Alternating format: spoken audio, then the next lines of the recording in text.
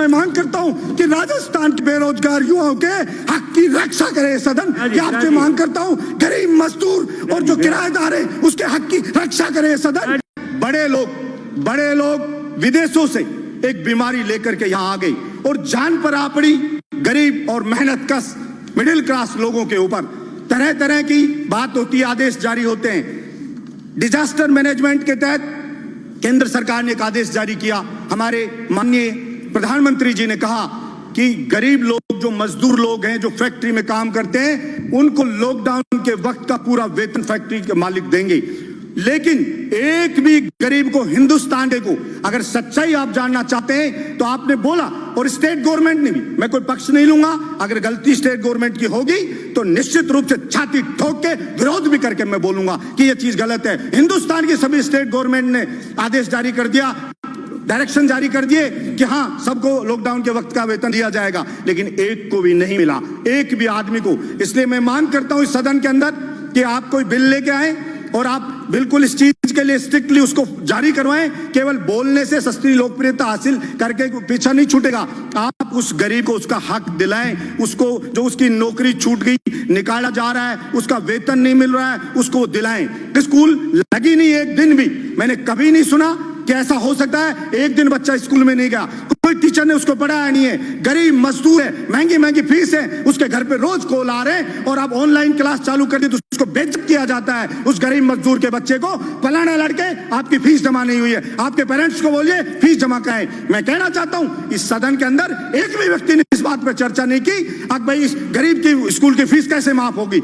और supreme court में गए, अभिभावक गए, तो सुप्रीम कोर्ट ने कहा हर स्टेट की अलग अलग चीजें प्रॉब्लम है, अलग अलग स्थिति, आप हाई कोर्ट में जाइए, वहां की गवर्नमेंट से बात करिए। लेकिन मैं कहना चाहता हूं, आपने बोल दिया एक बार, बोलने से नहीं होगा। मेरे बहरोड में बुला के सारे स्कूल मालिकों को कहा कि बलजीत यादव जिंदा है तब तक यहां पे कोई किसी की फीस नहीं ले सकता। गरीब मजदूर की मेरी छाती पे चढ़ के फीस ले सकते हो, उसके लिए मुझे चाहे अरेस्ट कर लेना, चाहे कह देना कानून को नहीं मान रहा है, लेकिन कानून या तो बनाइए और नहीं बनाएंगे तो निश्चित रूप से अन्याय नहीं होने देंगे। हम लड़ेंगे और जनता की डिमांड होती है, वैसे ही कानून बनते हैं, बिगड़ते हैं, बनाए जाते हैं नहीं। इसलिए सरकार में मांग करता हूं कि ये कानून बिल लेके आए और उसको कहे। और अभी कई स्टेट ने किया, यूपी ने, स्टेट ने किया, नहीं माना तो यूपी स्टेट ने एक बिल वो लेकर के आई, ऑर्डिनेंस जारी करवाया, self finance independent school act 2020।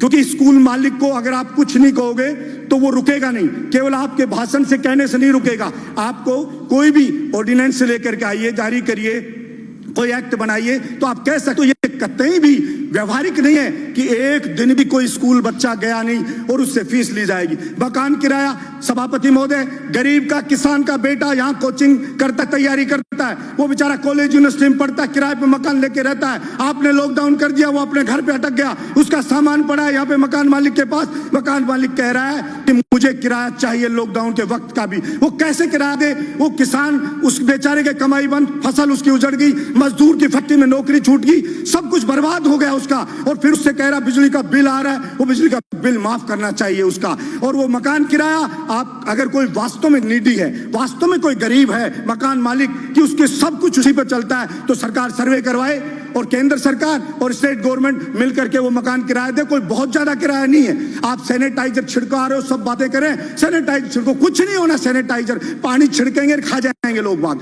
इसलिए आप ये चीज करने के बजाय मकान का किराया दें, बिजली का बिल माफ करें और वो जो मजदूर है उसको उसका हक दिलाएं, उसको उसका वेतन मिले, ये चीज सुनिश्चित करें। पड़ोस का स्टेट मध्य प्रदेश अभी कह रहा है केवल मध्य प्रदेश के लोगों को सरकारी नौकरी मिलेगी। मैंने पहले भी पिछले सदन में इस बात को उठाया था। 21 स्टेट हिंदुस्तान के ऐसे हैं जिसके अंदर राजस्थान के जो अभ्यर्थी हैं उनके सिलेक्शन की जो परसेंटेज देखो 0 है, वहां नहीं लिया जा रहा है। अगर या तो हो कि पूरे हिंदुस्तान में कोई भी स्टेट ये बाउंड नहीं करे कि हमारे स्टेट का आदमी नौकरी लगेगा, और अगर लगेगा तो राजस्थान के जवान के साथ फिर अन्याय बर्दाश्त नहीं किया जाएगा। सरकार जहां भी कानून लेके आए, सारा ठेका राजस्थान के युवा ने नहीं उठा रखा कि सारी की सारी कीमत राजस्थान का युवा उठाएगा। आपके बिजली विभाग में मंत्री जी बैठे, IN JN के एग्जाम होते हैं, उसके कहते हैं राजस्थान में नहीं करा सकते, बाहर होते हैं। पहले राजस्थान का जीके आता था 25%, तब सिलेक्शन होते थे बाहर के लोगों के 5%, अभी उसको हटा दिया यहाँ के राजस्थान के जीके को, तो सिलेक्शन अभी कितना रिजल्ट में आया, 61.8% बाहर के लोग यहाँ पर आ गए और यहाँ के राजस्थान के लोग रह गए। इसलिए मैं मांग करता हूँ एक खत्म करो, एक मिनट पीडब्ल्यूडी में हुआ, उसके अंदर जीके है राजस्थान की, उसमें 5% बाहर के लोग आए। मांग करता हूं कि राजस्थान के बेरोजगार युवाओं के हक की रक्षा करे सदन, कि आपसे मांग करता हूं गरीब मजदूर और जो किराएदार है उसके हक की रक्षा करे सदन, ये मैं मांग करता हूं और इसके ऊपर बिल लाया जाना चाहिए, ये मैं मांग करता हूं। धन्यवाद सभापति महोदय।